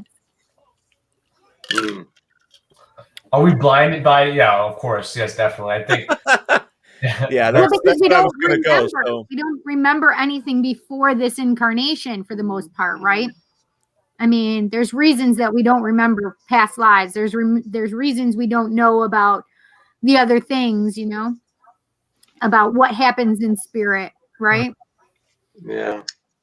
We have to be involved here because this is what we chose to accept as our path at the moment, right? We needed the human lesson. So of course I would say that we're blinded by our humanism because we have a degree of just to get through life, we have a degree of amnesia that's endemic to all people. Right. I mean, if we think like, we've got finite time on this planet, we don't think about that all the time. We can't think about eternity or the vastness of the universe because it just drives us crazy. Like, I can't even remember where I put my glasses. I don't know where they are. They're somewhere, somewhere downstairs, but I'll find when I need them. I don't know where they are. She follows up with the more I read and research demonology, it also creates more of an appreciation of the divine. Yes, that makes sense. You can appreciate and even admire an opponent, an adversary. And of course, etymologically speaking, the definition of Satan is the accuser, the adversary, the opposite. So yeah, you can admire, you can somewhat admire Satan, but don't send him a fan letter. You won't get a thank you back, or you don't want to thank you. You might get one back, but you don't want it. No, you don't want it. It'll burst into flame as soon as you open it anyway. But yeah, you can admire these forces because they're so they have the wisdom of the ages. And they're very Right. clever, at least traditionally. That's what's Bernie Martz puts in here, I'm reading our Bishop's James Cloud's Walking with Ghosts, an exorcist memoir of the paranormal right now, and I'm enjoying the reading. That sounds great. We've actually had James Cloud on the show a couple times. He's fantastic. Yeah. He's a great guy. Yeah. Yeah. Kenny, Um, Bitter, you're brave to quote brave. Kenny. What do you say? Kenny said you're brave to quote brave. Listen, Brave is cute. Hey, it's a good movie. It is a good It is movie. a good movie. Hey, it's a good quote that rings true with like myths and folklore and like Yes. it all comes from something for sure. Robert White still being funny. It's just don't let your eye teeth float, Ted. There you go. What does he mean by that? There's got to be a deep meaning in that. You gotta read into that and interpret it. If you knew Robert, Getting to.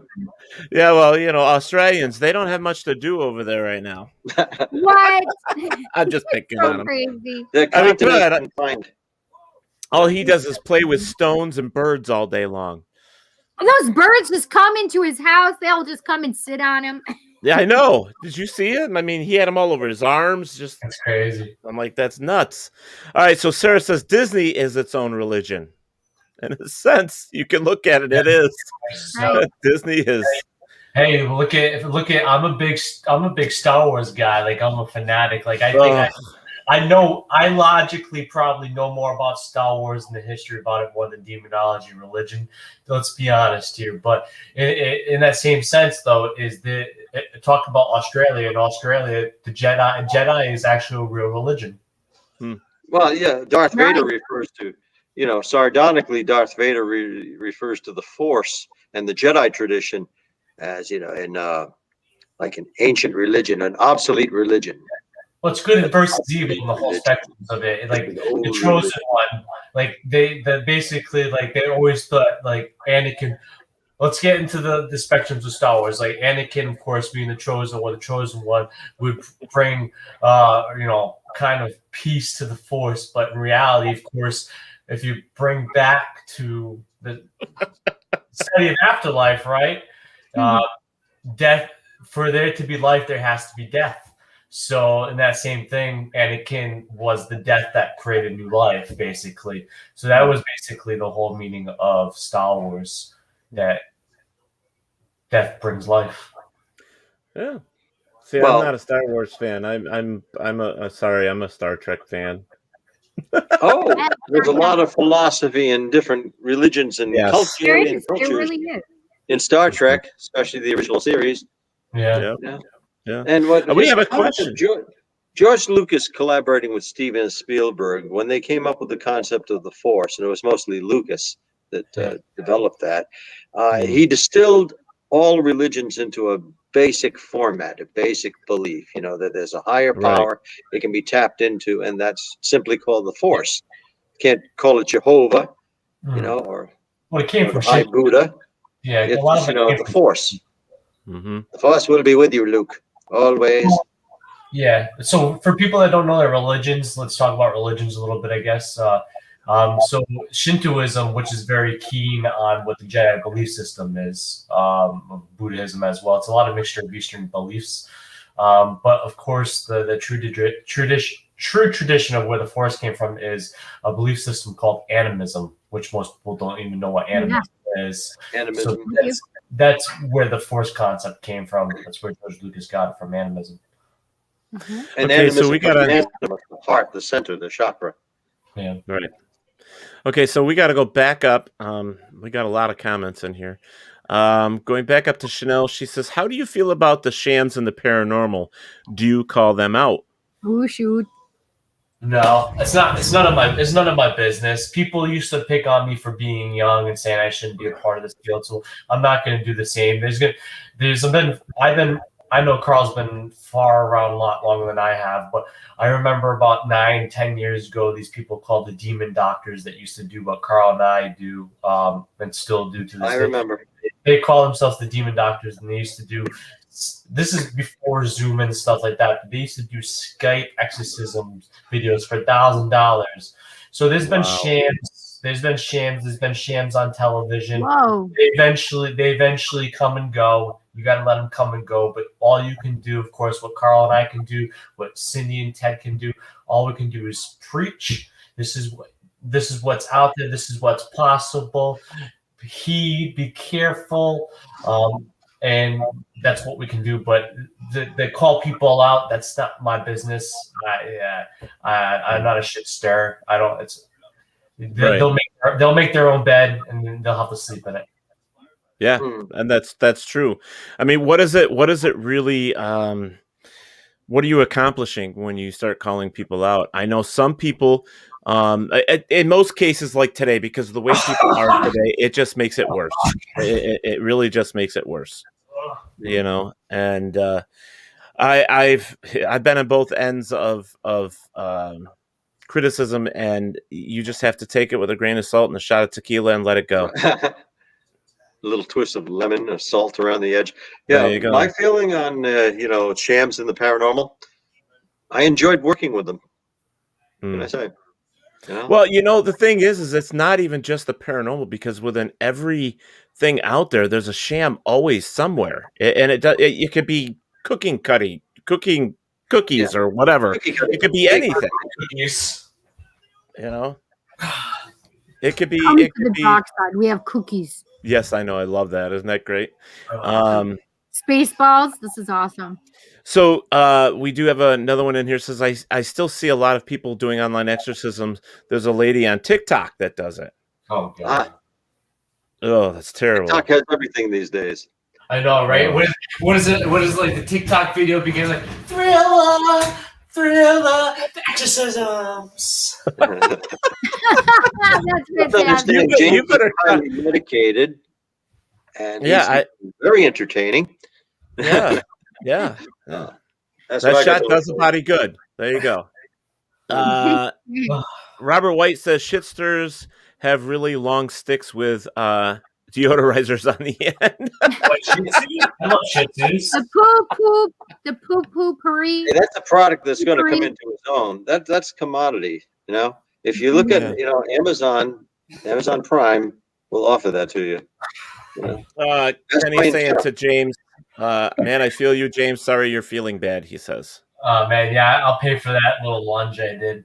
Yeah. I every night I have a routine. It's not to make me sound badass. It just keeps me, I don't like to go to the gym too much because of this pandemic, but like I do a lot of cardio and shadow boxing. I have a punching bag and stuff like that just to keep going. It's good to get exercise. And I did that last night like a dummy. Oh man, that was the worst mistake I ever did in my life. Yeah, because the COVID sits in your lungs and it does a lot. You're not supposed to do anything. Yeah. We don't need to see the headlines, James, where you perish. Yeah. Well, I'm putting a memo out there right now. Please do not mourn my death, but please investigate me. I give you permission. Please investigate you. Is that what you said? Yes, that's what he said. And I won't come and haunt you. Trust me. Yeah. Well, you ain't coming here to haunt me. You stay right where you is. So Sarah, I love this. She says that's from Joseph Campbell, Man of a Thousand Faces. I thought that was just I must have missed that one because they were going pretty quick here. Acclaimed sociologist and humanist Dr. Joseph Campbell. I love Joseph Campbell. Yeah. Revolutionary. Mythologist. Sometimes pointing out the obvious is in cohesive terms is very very valuable.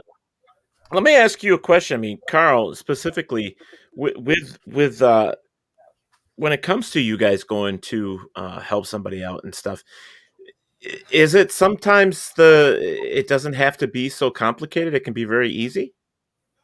Well, there's a principle called Occam's razor, where you get right to there was never a man named Occam, but it's called Occam's razor, where you get right to the heart of the matter and you pare away what's not necessary. It's like people would ask the great Michelangelo, how do you carve a figure out of a lump of marble?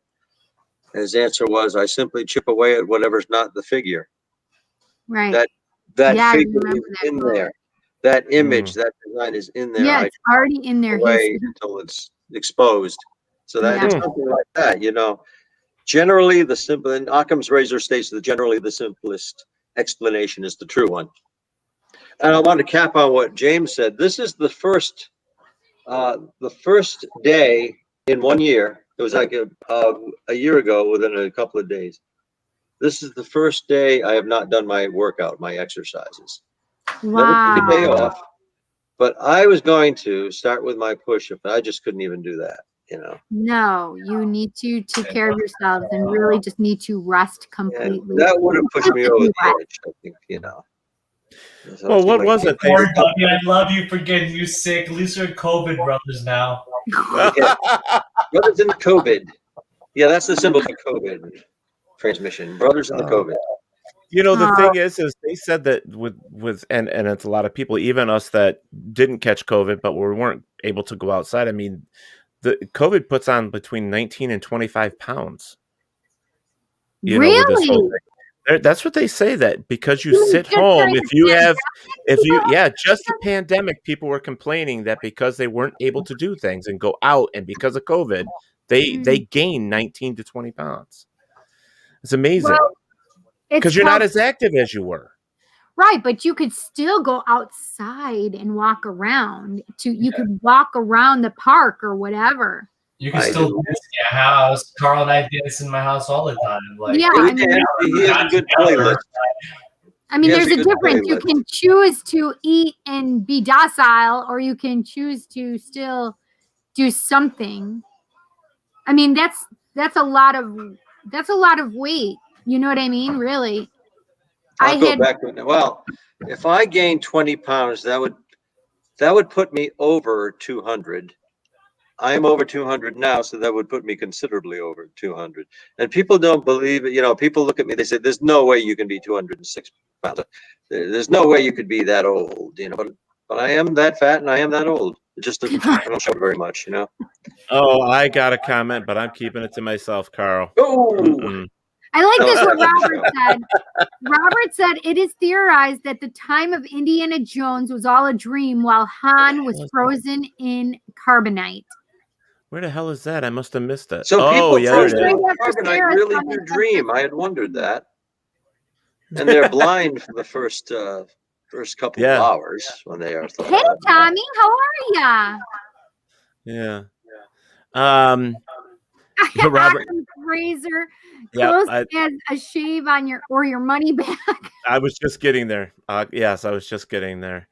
Someone will drop a tip to Tina. Be like that guy in England that went around his yard 100 times, then got knighted. Wait, say that's that all again? it took for him to go around his yard 100 times? Yeah, he says, be like that guy in England that went around his yard 100 times, then he got knighted. Wow. I didn't hear about that. Exercise for demons. Make them run their asses off. Robert. No, I think I just have somebody, like, I'll get in a wheelbarrow and somebody can just wheelbarrow me around 100 times. Yeah, it'd be easier on one of you. Well, I am a knight. I was knighted by an order. I'm a member of a mystical chivalric philosophical order based in Oxford, Connecticut. And I actually bear the title of knight and have since 1979. That's so cool. Oh, yeah. That's cool.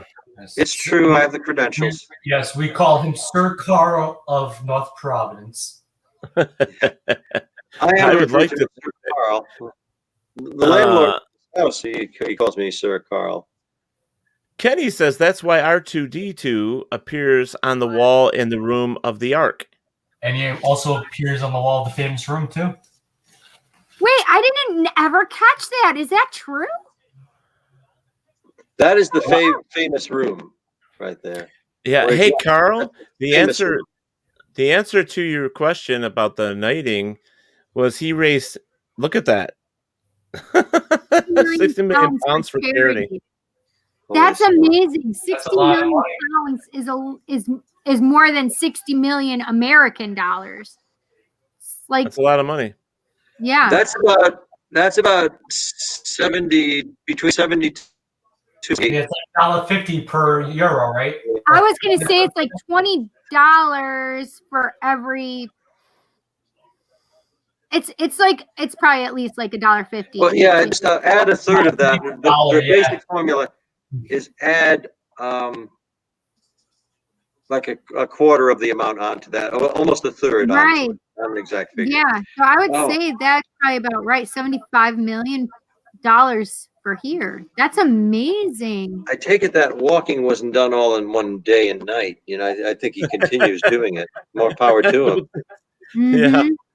Let's see here. Barry Mars says, my blood sugar almost went through the roof because of COVID-19. I couldn't stay fit as the fitness centers were closed earlier last year, but I have lowered my blood sugar now with some careful and selective eating and drinking and working out. Yes, Barry. Awesome, Barry. Right. Awesome. Good job. I look forward to getting back to that. Yes, I do. Yeah, it's pounds now cause you. No, Brexit. No. Yeah. Okay. Oh, here you go. Chanel did the work for us. 60 million euros equals 72 million billion. 508. Oh, yeah. 800 United States dollars. 800 US So dollars. I was pretty close probably because around 75 mil. I said around 72 million and a little more. So Yeah, that was so close. it's not $1.50, $1.37. Good job, Mama Luz. Thank you. Good job, James. Wow, you all get gold stars tonight. We're all close. I had to use my own formula that I devised, so I got pretty close with 72 million. But then there's that 500,000 on top of it because I knew it was more than that. But the very basic substrate of that would be 72 million. Well, around this house. What's weird is, guys, you know, we've had such a good time here. It's already time for us to end the show. Believe it or not, it went so fast. And James is like, "Yep, I need to go to bed." Oh yeah, I'm freaking feeling it. I'm starting to get a headache. Okay, so real quick, I want to pop this up real quick again to check out these fellas. You can go right over to www.thedemonology.org. Check out the website that James has created, and you can go to Facebook. Just put in the @ and dual Daemonologies, and you will find them. Yeah, they're not that hard to find. Just Demonology, either way, you'll track us down. And we have this Thursday. We're talking about Rasputin at 8 p.m. Eastern. Don't miss it. Cool. There you go. A Shadowbound Demonology Handbook, Carol Johnson. Amazon.com. Yes. Wait. I want to hear that again. What did you just say, James? When is it? When are you guys on talking about Rasputin? This Thursday at 8 p.m. Eastern. Demonology.org or YouTube or Facebook at Duo Demonology. We're talking about Gregorio Rasputin this Thursday. A very colorful and historic figure. Yes. Russian history, a pivotal character, and very interesting fellow. Okay. All has grown up about him. 99. Okay, right here. Robert says this was April 20, 2020, London. It appears that Captain Tom Moore is the hero Britain so desperately needs right now. Last week, the 99-year-old veteran set himself a goal to raise money for Britain's widely cherished but chronically underfunded National Health Service during the deadly coronavirus outbreak. He set up a fundraising page and decided to walk the 82-foot length of his garden back and forth 100 times using his walker for support. Oh, bless his heart. Yeah. Wow. That's fantastic. Wow. Probably has more stamina than I. Yeah. What a great way to end a show. Thank you, Robert. That's awesome. Yes, Robert. That was super sweet. All right, guys. Well, thank you so much for joining us here. When you guys are feeling better, let's have you back. Let's bring you back when you guys are feeling better. Robert said it was 33 million pounds. So much more alert next time. Yeah, I'm pretty sure we have to talk personally too after. Yes, we do. Real quick. Yep. Okay. Seriously, all we have are pandas rolling in the snow. Ha ha ha ha ha. All right, guys. Thank you so much for joining us, everybody. It was a great night. Carl and James, feel better. Go rest. Thank you so much for taking some time out. I'm in for the night. Yes. Yeah. Barry says this was an awesome night with Carl and James. Yeah. I hope you both feel better soon. So and yeah, shout out to Sarah. Shout out to Sarah for some great questions and commentary. Always coming out. Sarah Joseph is always coming out with something tangible, Yeah. poignant, a good question that needs to be That was addressed. Yeah. awesome. Fantastic. Awesome. All right, awesome. Okay, so let's see if we You can get guys, this to I work. love you so much. Let's see if we can get this to work. Cindy, you know what time it is. I do, honey. Okay, so it is time for remember, wherever there is darkness, there is always Delight. light. Delight. Thank you for listening to Paratalkradio with Ted Wolf and Psychic Cindy. Catch us next Monday for another fantastic guest. Please check out our show as well as others on the WLFE DB Radio Network. And remember, like, follow, and share with everyone. Join us at WLFE-DB.com for upcoming shows and so much more.